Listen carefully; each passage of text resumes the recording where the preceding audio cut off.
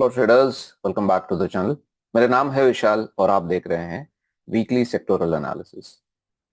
दोस्तों, लास्ट एक वीक में निफ्टी फ्यूचर्स ऑलमोस्ट 5% यानी कि 5% के करीब करेक्ट हो चुका है। इन टर्म्स ऑफ ट्रेंड अगर मैं मंथली टाइम फ्रेम देखूं तो मंथली टाइम फ्रेम में ट्रेंड अभी भी ऊपर है, बट ऊपर से मार्केट करेक्ट हो रहा है, it's retracing. Weekly time frame chart में भी अगर मैं आपके लिए ये हाईलाइट करूं, जो बाउंस बैक आया था रिसेंटली यहां से यहां तक, ये जो बाउंस बैक आया था विच वॉज लुकिंग ओके, काफी ठीक ठाक लग रहा था, बट दिस 50% रिट्रेसमेंट रिजेक्टेड और यहां से सेलिंग प्रेशर हमको दिख रहा है एंड ऑलमोस्ट 5% करेक्ट हुआ है निफ्टी फ्यूचर्स एक वीक के अंदर। ठीक है, now this is the update in terms of trend. Weekly time frame में ट्रेंड फ्लैट है, ना ही ऊपर ना ही नीचे, because it's just chopping around यानी कि रेंज बाउंड मार्केट है। But daily time frame chart में क्लियरली हमको दिख रहा है कि ट्रेंड नीचे की तरफ है। नाउ ये जो गैप यहाँ पे बना है, this is a sign that the down trend is you can say becoming faster on the down side. This is one thing.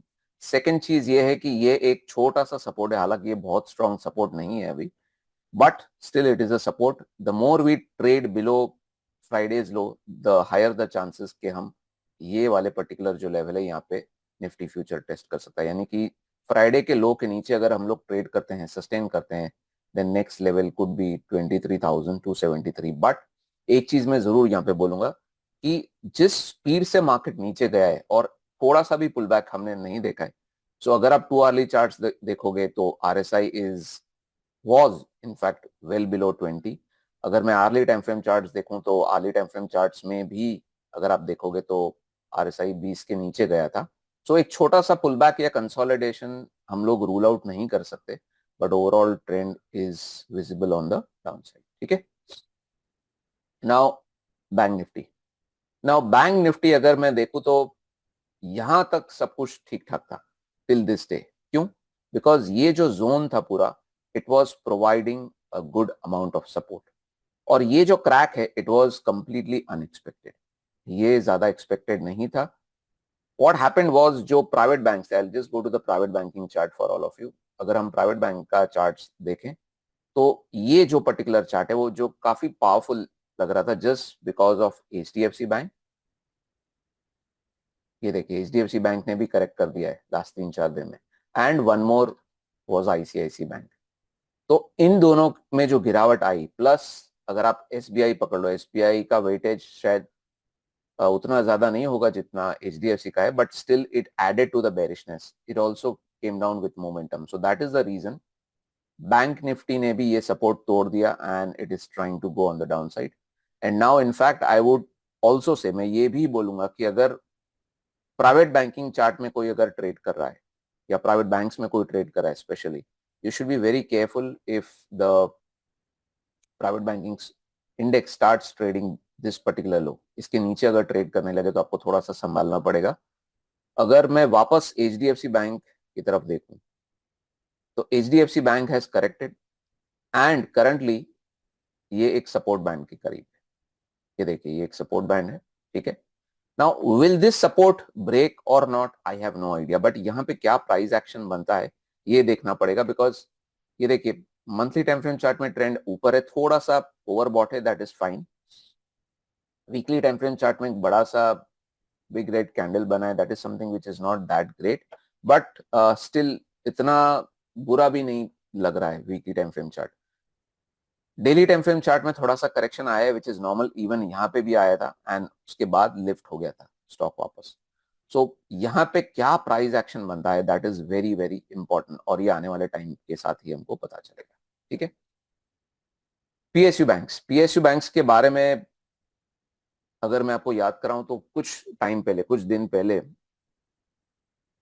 मैंने ये क्लियरली बोला था कि PSU बैंक्स में जो ब्रेकआउट आ रहे हैं, जैसे कि SBI या Maharashtra bank, bank of Baroda, ये जब ब्रेकआउट आ रहे थे ऊपर की तरफ, तो मैंने क्लियरली बोला था दैट एज अ ट्रेडर मैं बिल्कुल भी इंटरेस्टेड नहीं हूं इन पर्टिकुलर बैंक्स में as a positional trader to participate on the upside.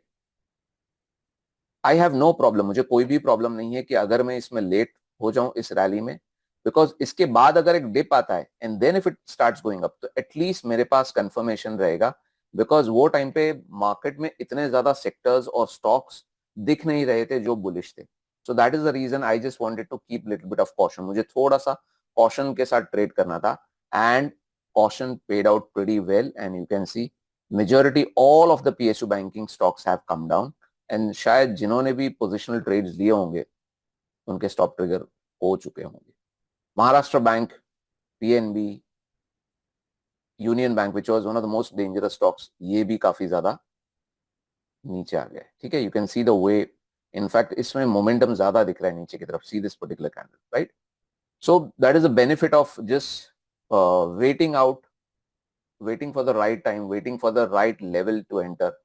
That level did not came and now we are safe. So मेरा view PSU banks की तरफ इतना ही है कि now they are looking little bit more bearish. The lower they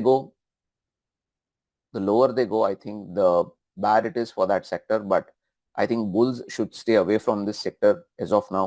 जो bullish traders हैं, long only traders हैं, उनको PSU बैंक से थोड़े दिन के लिए दूर रहना चाहिए. ठीक है, और अगर आप स्पेशली कोई भी PSU बैंक्स खोल लोगे, just try and look at the monthly time frame chart. Monthly time frame chart में काफी ज्यादा कंसोलिडेशन हो रहा है. That is the reason you can see this choppiness happening in the daily time frame charts. इसका जो choppiness है monthly time frame chart का, it is visible more openly in the daily time frame charts. So it is makes sense to avoid choppy trades in the PSU banks. और जब भी एक clear trend मिले on the downside or on the upside, उसके बाद ही इस particular sector में हमको entry लेनी चाहिए. ठीक है, going ahead, energy pack, you can see it is trending down. In the weekly time frame chart also it's trending down. RSI is close to 30, not exactly at 30 but close to 30. एक stock के बारे में मैं काफी time से बात कर रहा हूं, दैट इज रिलायंस इंडस्ट्रीज. मैं क्लियरली बोल रहा था, मेरा व्यू शेयर कर रहा था कि it is looking negative and the way it has corrected is really nice. Okay, I think swing traders जिन्होंने भी यहाँ पे पोजीशन इनिशिएट किया होगा on the short side, I think they should start booking their profits at least by 50 to 60%. This is a good place because it has broken the supports. RSI is also close to 30. Weekly RSI अगर आप यहाँ पे देखोगे वो भी close to 30. So it's a good time to book partial profits, right? Now going ahead, अगर मैं metal pack के बारे में बोलूँ तो metal pack I think just 1 week back it was looking completely different. अगर आप यहाँ पे देखोगे, मैं अगर इस particular candle को हटा दूं तो metal pack was looking much better. Metal pack में कुछ स्टॉक्स ऐसे भी थे जो शायद आउट परफॉर्म कर रहे थे, बट लास्ट एक वीक में जो सेल ऑफ आया है उसमें सब मेटल स्टॉक्स, काफी ज्यादा मेटल स्टॉक्स नीचे आ चुके हैं. और मैंने एक पर्टिकुलर स्टॉक के ऊपर नेगेटिव व्यू शेयर किया था, वो था Hindalco. So Hindalco has also corrected pretty nicely and I think swing traders would have got the benefit. दूसरे जो दो स्टॉक्स मुझे और ज्यादा वीक लग रहे हैं वो हैं Tata steel. Tata Steel is also correcting and the other one is SAIL. हालांकि this is not the right time to possibly initiate a trade on the downside, but I'm only saying that these are weak stocks. And yes, अगर कोई long only traders हैं जो सिर्फ तेजी करते हैं market में, अगर आप short trades नहीं लेते हो, I think it's a good time to avoid going long in this sort of market because आप बोलोगे कि शायद यहाँ पे हम अच्छे स्टॉक्स में बाइंग ऑन डिप्स क्यों नहीं कर सकते, तो मैं ये बोलूंगा कि बाय ऑन डिप्स भी कभी करना चाहिए when you have an established trend. से फॉर एग्जांपल अगर आप वीकली टाइम फ्रेम चार्ट में देखो तो वीकली टाइम फ्रेम चार्ट में जब ये स्टॉक ऊपर जा रहा है, if you buy this dip और मे बी दिस वन और दिस वन और this one, it make sense because trend ऊपर की तरफ है. और अगर आप बीच में यहां कहां लेते हो तो शायद चांसेस हैं, प्रोबेबिलिटी है कि स्टॉक ऊपर जाएगा. बट अगर आप ऐसे टाइम पे बाय कर रहे हो जब स्टॉक गिर रहा है नीचे, it make sense to avoid. ठीक है, Auto pack, I think one of the sectors which had extremely outperformed in 2023-24 is now correcting. And according to me, it makes sense to stay away from this sector and from the list of these stocks to go long in the market. इनसे दूर रहना चाहिए because these are not just coming down, but I think they are coming down with a great amount of momentum. ठीक है, और मेरे हिसाब से अगर मैं लेवल्स के हिसाब से बात करूं तो ये recent लो तोड़ चुके हैं. The next level which can be tested in auto pack is close to 22,348. ठीक है. Finance pack I think it was again one of the sectors which was looking strong with bank nifty, but अगर आप देखोगे अभी तो it has gotten weak. हालांकि यहाँ पे एक सपोर्ट जरूर है. If I just try to highlight this support for all of you, ये वाला सपोर्ट 23,470. तो इसके नीचे अगर हम लोग ट्रेड करने लगते हैं या क्लोज देते हैं, देन द नेक्स्ट लेवल जो टेस्ट हो सकता है वो होगा 23,000 23,072. ऑलराइट, सो ये आप ध्यान रखिएगा. Consumption pack also I think अगर आप डेली टाइम फ्रेम चार्ट्स में देखोगे तो the trend is down and after a lot of consolidation it has started coming down. अगर आप डेली टाइम फ्रेम चार्ट्स की बात, अगर आप मंथली टाइम फ्रेम चार्ट देखोगे तो ये वाला जो कैंडल है, this was one of the biggest candle which was made in 1 October ending, मतलब अक्टूबर के मंथ में बना था. एंड आफ्टर दैट अगर सेक्टर को रिकवर होना था तो एक बाउंस बैक देना चाहिए था, जो बाउंस बैक यहाँ पे हमको मिला. बट अनफॉर्चुनेटली ये बाउंस बैक सस्टेन नहीं हो पाया है, because what has happened is जो सेक्टर है, सेक्टर ने यहाँ से रिट्रेसमेंट को टेस्ट किया which is at 38.20% retracement. It clearly shows कि जो सेक्टर था वो 50 या 61% रिट्रेसमेंट भी नहीं कर पाया, सिर्फ 38.20% रिट्रेस किया और वहां से सेक्टर नीचे आ गया. It shows the weakness in this particular sector. So this is again a support in the consumption pack which is at 11,187. इसके नीचे हम लोग क्लोज करेंगे तो we'll be trying to hit the recent lows which were made close to 21st November. Okay. FMCG pack is one of the most scariest sectors I should say, because जिस momentum के साथ ये नीचे जा रहा है, it is really scary. Because जिस momentum के साथ ये नीचे गया था, इसमें जो पुल बैक आया है, इससे ज्यादा पुल बैक आने की एक्सपेक्टेशन थी.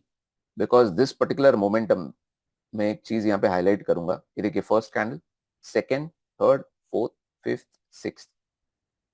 ये बहुत रेयर होता है कि जब एक सेक्टर या स्टॉक नीचे आता है, all the weekly candles are extremely big red candles. ये कोई छोटे मोटे बिग रेड कैंडल्स नहीं है, बहुत बड़े हैं साइज में. And it shows that the amount of bearishness in the minds of traders and investors in this particular sector, and that is the reason it has fallen like this. So I guess ये जो recent low है उसके नीचे अगर हम लोग close करेंगे तो थोड़ा और downside इसमें open हो जाएंगे. Just be little bit careful. If you just have a look at the main stocks like ITC, or even if you have a look at Hindustan Unilever, अगर आप यहाँ पे देखोगे तो ये स्टॉक्स अभी भी नीचे ही जा रहे हैं. So it makes no sense to touch them, leave aside. If you are short sided trader and if you have done anything in the stock it's coming down, it's make sense to book partial profits. Okay, infra pack अगर आपको याद होगा तो मैंने clearly बोला था कि infrastructure is a sector जहां पे काफी ज्यादा स्टॉक स्पेसिफिक मूवमेंट आ रहा है. अगर मैं देखूं to the likes of Bharti Airtel, तो भारती एयरटेल काफी ज्यादा ऊपर गया था बीच में. मैंने ये बोला भी था कि भारतीय एयरटेल में अगर किसी ने पोजीशन बनाया, come out of it as soon as possible. और ये देखिए, स्पाइक नीचे की तरफ आ गया इसमें due to some reasons technically. अगर हम इसमें जेके सीमेंट को देखें तो JK Cement was an out performer. ठीक है. ऑन द कॉन्ट्ररी अगर हम एसीसी देखें, एसीसी इज अ स्टॉक जिसके ऊपर मैंने नेगेटिव व्यू शेयर किया था आप सबके साथ, मैंने ट्विटर पे भी शेयर किया था. So you can see the way this stock has corrected, it has corrected very very nicely. So जिन्होंने भी, अगर किसी ने अगर खुद का एनालिसिस लगा के इसमें कोई पोजीशन नीचे की तरफ बनाई थी शॉर्ट साइड, तो make sense to book partial profits. And again I will continue to say avoid buying on dips in this sector also, right?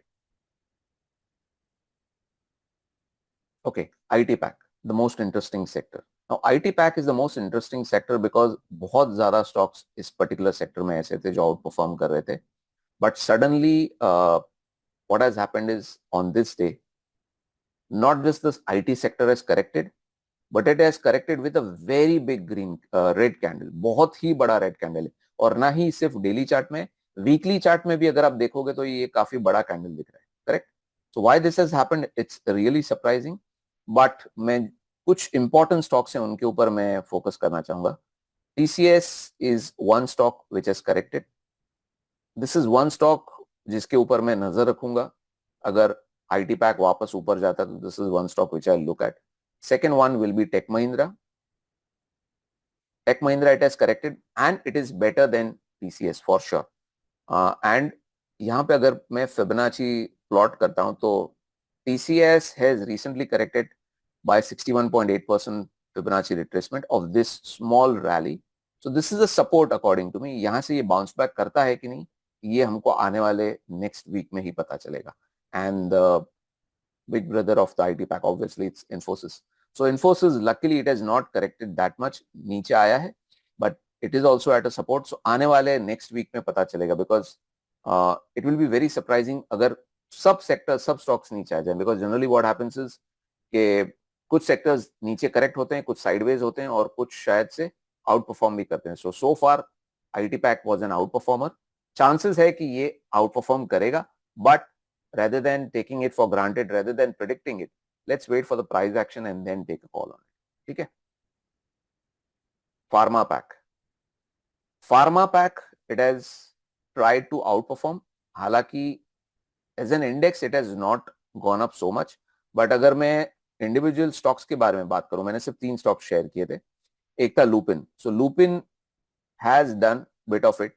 It has been pretty much volatile in the daily chart, in the 2-hourly chart, and you can see this was the rally which was I was talking about. ये rally ऊपर तक गया, then I think यहाँ पे trade got stopped out, and this rally I have not participated, but yes, it has outperformed certainly in the market and it's a good sign.